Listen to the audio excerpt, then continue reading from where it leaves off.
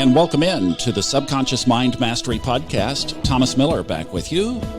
Thanks for joining us. We're going to talk about a retrograde planet. We're going to dip into some astrology today and just use that as a brief springboard to talk about some really deep soul work that is on the table to do right now. We've got a 5-month window here at the end of 2020, and we're going to take advantage of it and talk about that. Wanted to bring you up to speed briefly from a few pages from the personal journal. Some of you who have been following this podcast and know my affinity for mountains and basically disdain for heat and humidity will be surprised to find out that this is being recorded about less than 100 yards from the ocean in the summer. I mean, this would be a great place to be in January, come thaw out. But no, I'm reconnecting with some water. And we'll talk about that as we get into this podcast. But yes, I finished the last 2 Steve Forrest audiobooks, and those are not out yet on Audible, and I apologize. There was a hang-up on the end of the publishing. It was beyond the recording and the distribution of the audiobook, but that's been being and has been resolved. So the Book of Earth and then the Book of Air, tremendous works. I mean, life-changing stuff for me personally, just being in that booth for hours and hours and hours. But the Book of Air, the last one that I finished, is over 20. It's going to be about 25 hours long. And these big-time audiobook narrators like Scott Brick and Simon Vance and these guys, I don't know how they do it, honestly, sitting in there for that long. Because the words from the song Bob Seger, Roll Me Away, came to mind very quickly, where he said in their great lyric, I was tired of my own voice. It was just like, I've got to get away, and I've got to get my soul back, because doing those is quite a bit of work, and especially when you're doing it on that volume. So I did, and as I was thinking about it, in fact, I called Hemant, and I said, buddy, I'm on my way. And we had kind of made a little plan for solstice and this kind of thing. And then I texted him back and I said, I'm just not feeling it. I'm feeling like I need water. So I went with the gut and ended up on the beach. And let me say one thing, and this goes back to also part of my decision not to go back to Colorado. May I just have a soapbox for 30 seconds and I will be brief? Not knowing how long this is going to be with us, and obviously this podcast will be up for years, but as long as this COVID virus is among us, would you please wear a mask if you're in public? And this is coming from a guy who is producing a radio show that is sponsored by all the hospitals in Dallas-Fort Worth, and now, as I'm recording this in late June 2020, we are having a resurgence based on people not taking this as seriously as it really needs to be taken. And my only soapbox is to say, for those of us who fit into the high-risk category, and as I walk through the grocery store with people not wearing a mask, or even worse yet, really wearing one and then pulling it down to their chin, it really reminds me that we humans value ourselves more than others. And to a degree, that's going to be what we're going to talk about in this podcast. My soapbox is over. My request is that you would wear a mask. Just respect the other person. And hopefully you know a nurse or have been able to get your hands on some real masks, not these cloth things, because those are absolutely, totally worthless. All right, my Mars Scorpio sermon is over. Let's go back to the beach. And the reason I just mentioned that is because when I came here, I saw patios and restaurants and places absolutely packed and nobody wearing a mask. And now they're starting to shut places down because it's starting to resurface. So if you listen to that song from Bob Seger, Roll Me Away, you'll know exactly what space I was in. I was like, had to get away. And you know how it takes when you're in that state? It takes a week just to decompress, right? And I didn't fly, I drove, and it was a couple of days of driving, so I had to decompress even more just from that. So almost the first week has been just kind of, woof. And then the sabbatical factor of getting back in touch with myself, because there are some major decisions ahead, somewhat spawned by this virus, somewhat spawned by other things. And this is where astrology gets really real for me, because I am a water sign, and I realize I've not spent really any significant part of my life on water. And I chose to do this, and the windshield time actually yielded some really great revelation time in my chart as I spent most of the drive literally just picking apart different little nuances and aspects of my own astrology chart. And then, lo and behold, the planet Neptune, which is the Lord of the Deep in mythology, right? The Lord of the Sea, goes retrograde. In fact, it happens today. I'm recording this on June 22nd, 2020. And Neptune goes retrograde tonight. So this is a great springboard and a great focus to talk about something that is really significant and is an energy that's going to be with us for the next 5 months. You want to do some serious subconscious work? Here you go. Let's talk about it. This is not going to be an astrology lesson. It's just going to be a springboard. That's over on the Fun Astrology Daily Podcast. Boy, have we been busy over there. If you have not joined us on Fun Astrology, come jump in. Would love to have you if you'd like to hear an astrological conversation. The planet Neptune is a symbol of energy. Simply represents an aspect or an area of our life.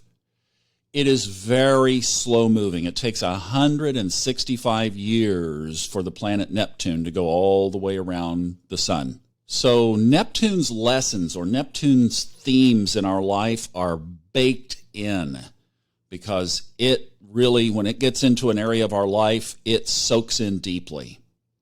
Now, Neptune, I mentioned as an archetype. Neptune represents several things. It's a multicolored planet, if you will, astrologically. So one thing, if we were to throw down some keywords that it represents, are distortions. Okay, I'm going to get a little bit more advanced, lies. Or today's modern terminology, fake news. And I'm not talking about the town crier, if we go back to news as it was distributed back in the day.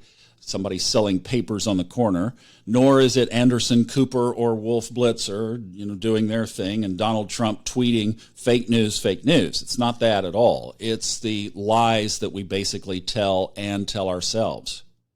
And one of the things that I've said on the Fun Astrology Podcast is that where Neptune is right now, and I'm not going to get into the depth of that, again, that's over there, that Neptune is really bringing out, like this whole fake news theme that's going on right now is showing up everywhere.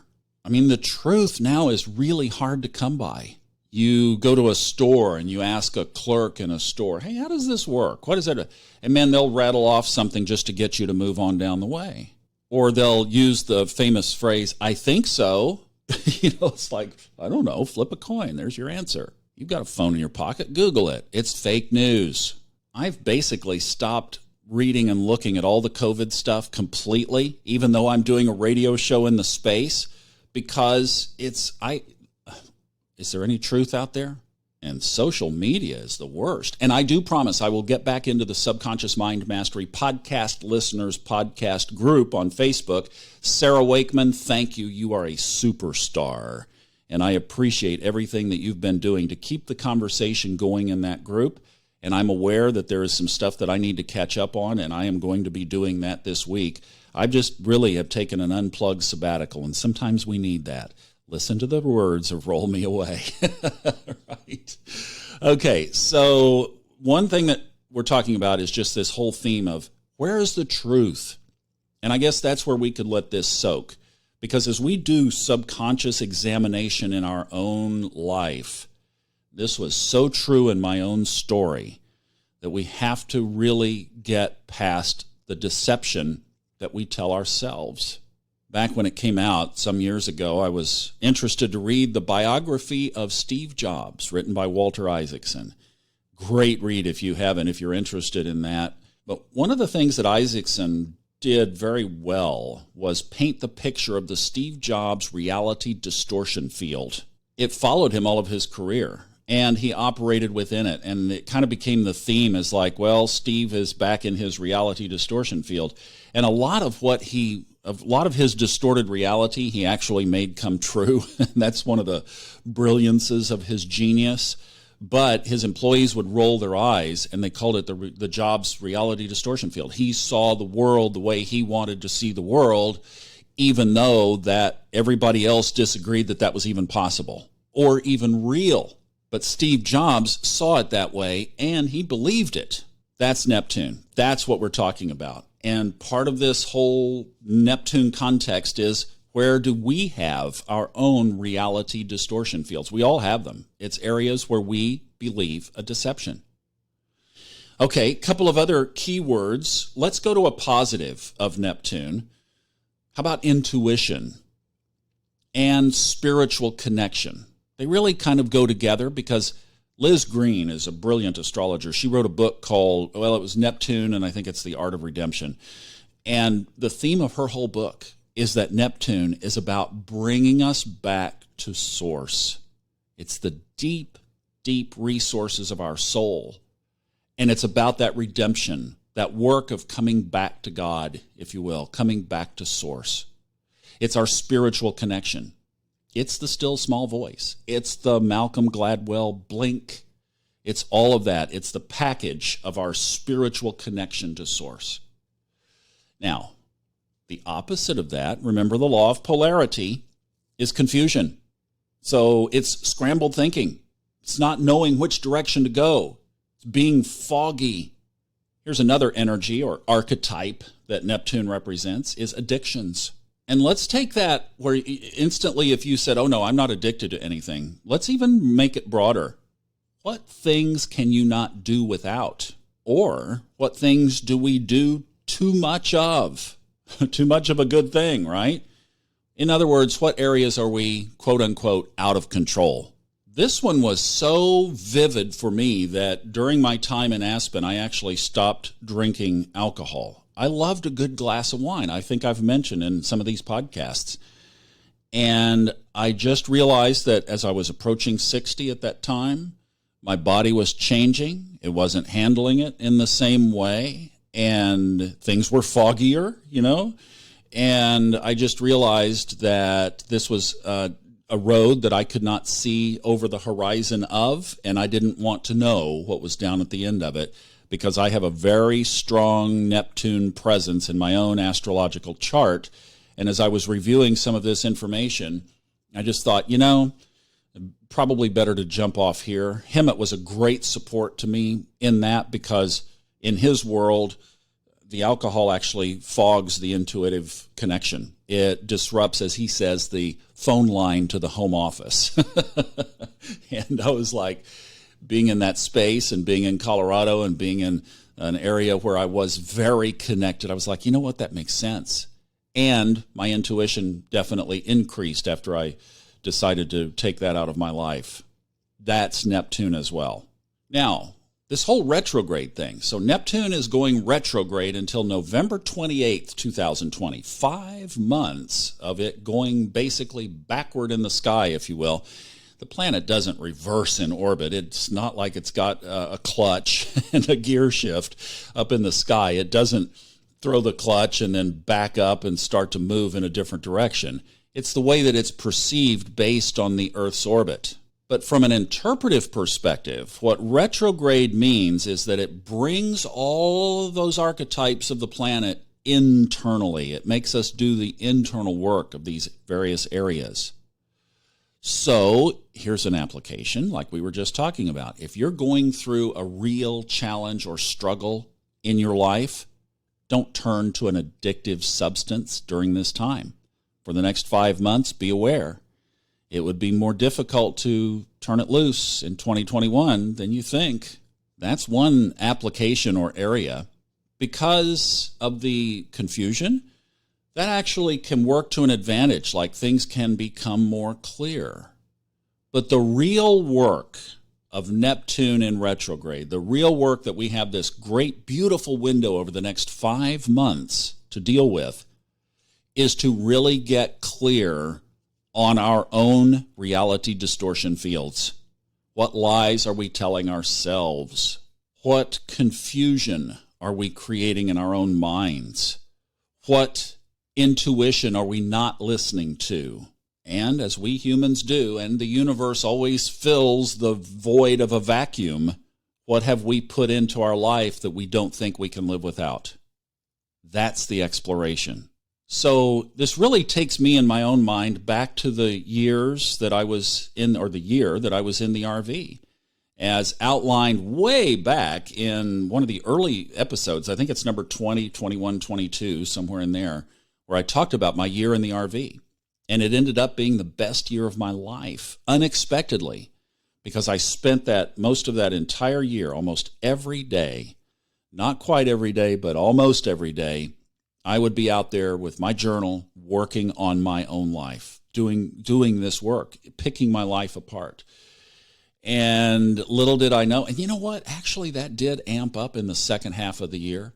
This is an annual thing from July through November generally, is the Neptune retrograde. So you can think about summer and fall, great time to work on your subconscious reprogramming. And generally we don't do this kind of work on ourselves, so we have to be intentional or deliberate about it, and the universe is supporting you extra strong right now. Or, we basically mask it. We hide from it. We hide from the work. Or the big one, we're too busy. Just got too much going on. And then what happens is we wake up 20 years from now and we wonder what's happened to our life. Bob Seger, again, a great lyric from his song Like a Rock, where he's talking about his own life of having been like a rock. I mean, this is a guy that kept his band and his management team together his whole entire career. Wasn't the revolving door that was so prolific in that industry. And he also self-published. He was like, nope, we have a value that is high enough. We're not going to give away 2/3 of it to a record company and have them tell us what to do. But he writes a great lyric in there. He says, 20 years, where'd they go? 20 years, I don't know. And that is so much like life. If we don't stop and be intentional about ourselves, if we don't pack up our little Jeeps and head to the beach somewhere, or a mountain or a lake or a stream or a river, or just have a meditation area in your own home where you go in on a more frequent basis and do the work while the energy is there supporting you, then you look down 20 years and you go, where did it all go? I don't know. Here is a great line from one of you who sent this via email. And by the way, thank you for those of you who have written awesome comments in iTunes. I really appreciate it. Thank you for taking the time in that venue to send love and encouragement. I really, really appreciate it. And if you have constructive criticism or don't like something, email me, thomas@subconsciousmindmastery.com. Would love to chat that out with you and hear what you have to say, because I'm always looking for ways to improve. This is from one of you who sent an email to me just recently. In this energy, says that she was struggling kind of to find her center, was feeling that confusion, that Neptunian confusion, took the afternoon off from work, and it was amazing. And then spent the next 2 days running from myself and my thoughts and my feelings. Wow, isn't that what we do? And to just get real with it, there it is, filleting it out on the table. I did get in a couple of good meditations, thought processes, and journal entries, but there was a lot of fighting myself, anxiety, emotions, and shadow stuff coming up. I truly feel as if the planetary energy and movements have been impacting me big time. And I will say, indeed, they have. They have for all of us. And she goes on to talk about reconnecting with her heart, picking up a book that she had intended to read for a long time, and it spoke directly to her soul. It was absolutely the right thing to do. Gave her some messages that her soul needed. See, that's the process. Beautiful, beautifully said, beautifully done. Let me offer 3 takeaways in pulling all of this together. Okay, you want an exercise? Here you go. Go look yourself right in the eye in a mirror. And eye to eye, ask yourself where you're not telling yourself the truth, where you're in a reality distortion field. Or let's put it really harsh. Look yourself right in the eye and say, where are you lying to me? You do the internal work first. Then you can go back in that clarity and ask, where are you lying to others? This is a super powerful exercise, especially when you get into that part of dealing with that reality distortion field openly and honestly. Have your journal beside you when you do this now, because you're going to want to capture this.